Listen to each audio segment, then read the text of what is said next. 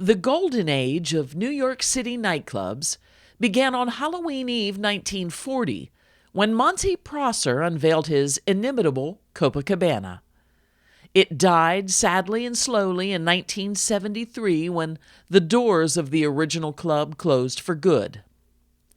Back in 2016, I had the honor of speaking with legendary American pop singer Johnny Mathis for a book that sadly never came to fruition. Still, the conversation was one of the highlights of my career.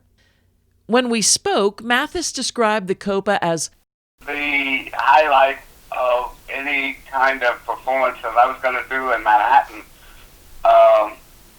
It was the biggest, the most prestigious place that you could play. But he also said from a professional standpoint, it was the worst thing that ever happened. With a little help from Mr. Mathis, I'm going to tell you the story of the iconic Copacabana. Pour yourself a martini and give it a listen. Whether it's history, crime, or legend, Stephanie Hoover has that story.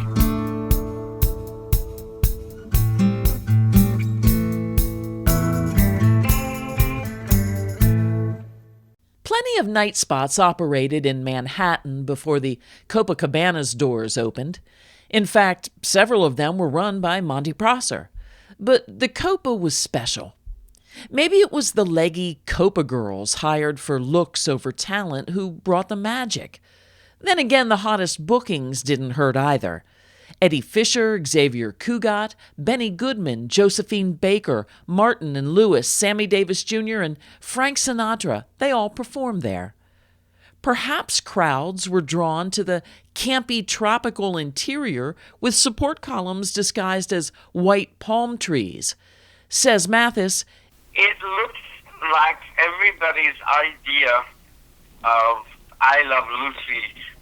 That's what I kind of sort of equated it to. Ricky and Lucille. It looked like that, and it was so different to have this sort of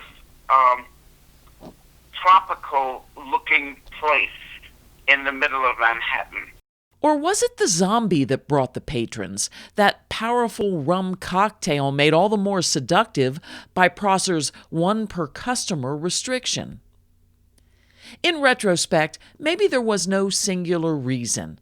Maybe the Copa was just a bright, perfectly timed lightning strike. The nation had joined the fight against Hitler the year before it opened. Prohibition had lifted not long before that.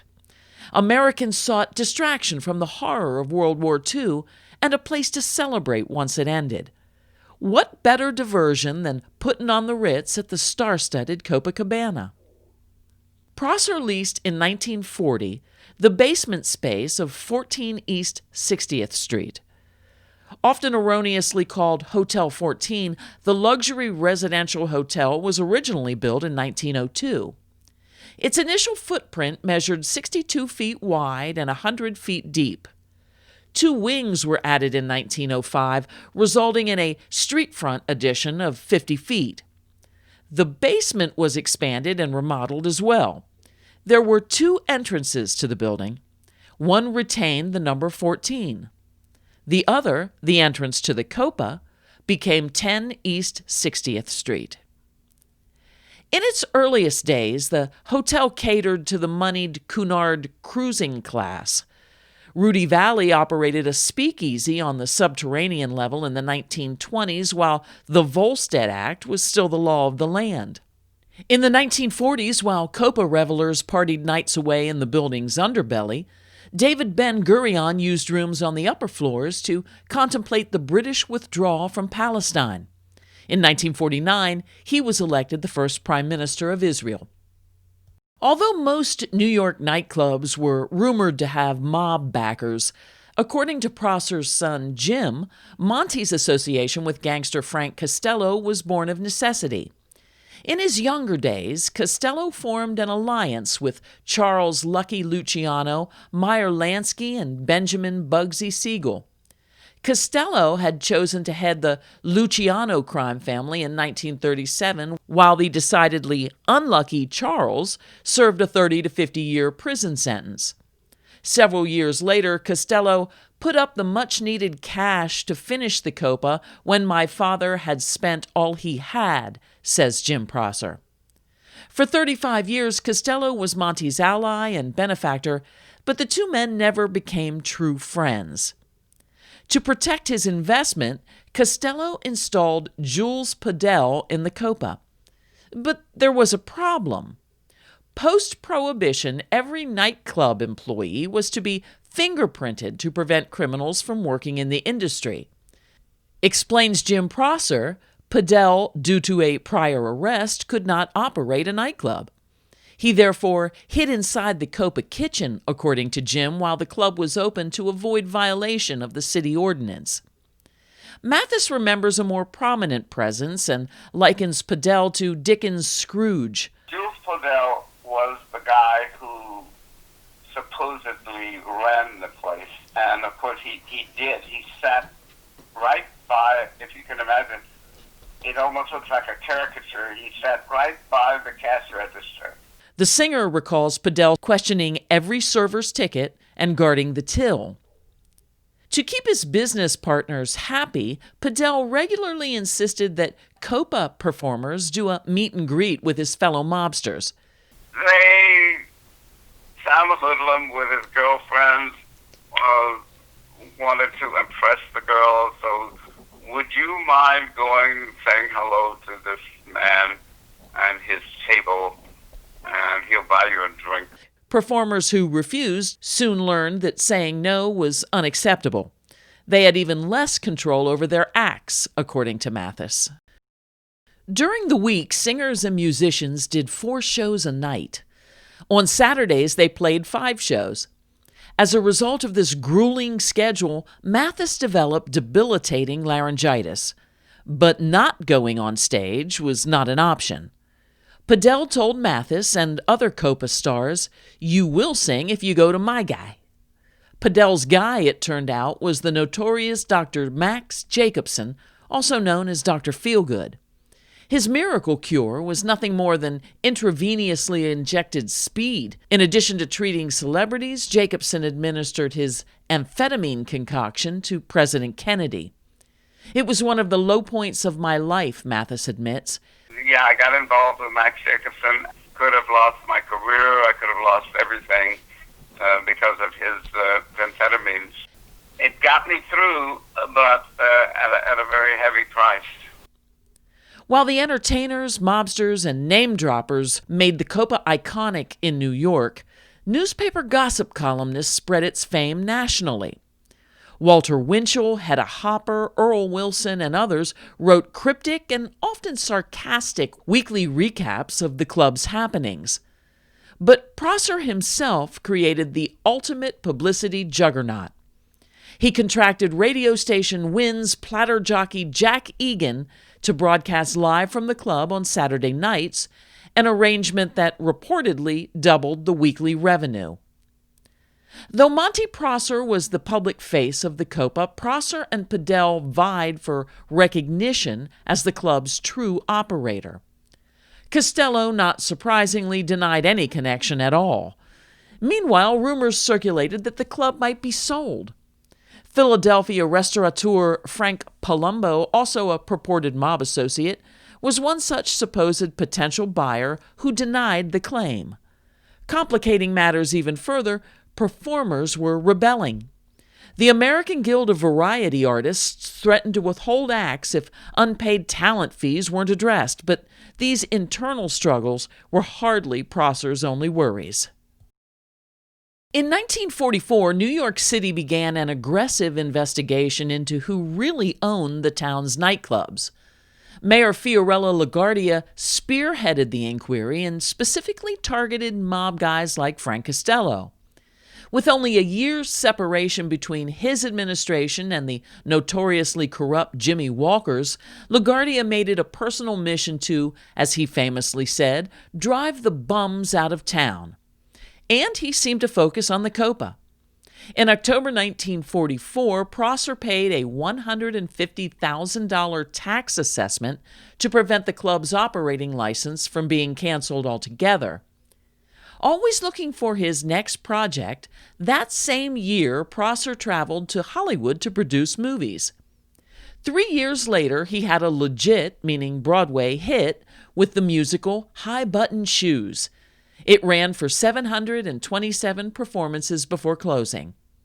All the while, his New York nightery remained the gold standard, prompting others like Philadelphia's Harry A. Lynn to capitalize on its reputation by simply taking the name for his own joint. By 1948, any control, real or illusory, that Monte Proser enjoyed at the Copacabana finally and irrevocably vanished. Says Jim Proser, Monte was bought out for $135,000. It was a devastating blow to my father emotionally and to a large segment of the entertainment industry. Within months, however, Monte Proser was back in business with a new club called La Vie en Rose, which, when loosely translated, references the phrase life through rose-colored glasses.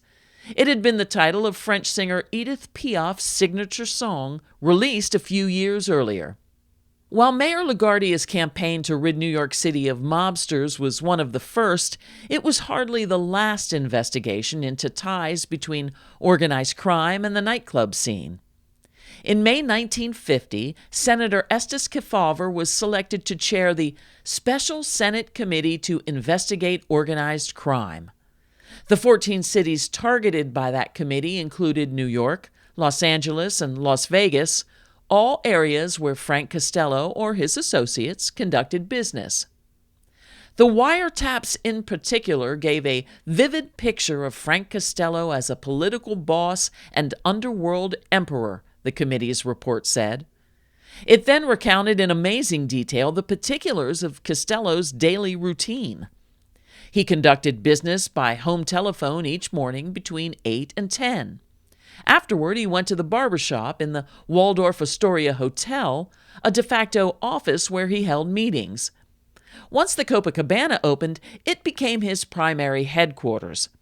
Anyone trying to reach Costello could call the club, and certain in-the-know employees, which likely meant Jules Padel, could advise accordingly. Although Proser had separated from the Copa prior to the committee's formation, attorney Samuel Becker submitted a letter to the senators reinforcing this fact. The records will show, the letter said, that Mr. Proser had absolutely nothing to do with the restaurant and that he was forced to sell his interest in the Copacabana last January because, as a minority stockholder, he had no voice in the management for several years. Publicity agent David Charnay further clarified Proser's situation. When asked if he himself was ever connected with the Copacabana, Charnay said that he had been hired by Monte Proser in the mid-1940s to act as public relations counsel. Proser complained that his name was being linked to hoodlums and gangsters, Charnay explained, and that it was being alleged that Frank Costello owned the club. Proser, at the risk of losing his license thanks to the mob ties, hired Charnay at $225 a week to get the onus of these names off of him. Charnay also discussed Mayor LaGuardia's attempts to close the Copa due to its association with Costello. He relayed to the senators the agreed-upon compromise. The club could keep its license, LaGuardia said, but Costello had to go. When Padel took Costello's place, LaGuardia insisted he also be ousted. To appease LaGuardia, Charnay stepped in as the director of the corporation. He resigned almost immediately, though, when he realized that Padel had never actually forfeited his role as Copa operator. When asked if Monte Proser was involved in illegal gambling, Charnay's answer was unflattering, but nonetheless beneficial to Proser from a legal standpoint. Monte Proser is a very innocuous little man who has concerned his whole life with producing and promoting shows, Charnay said. I don't think Monte Proser is smart enough to be in the gambling business. Committee Chief Counsel Rudolph Halley did not buy Charnay's Babe in the Woods assessment of Proser.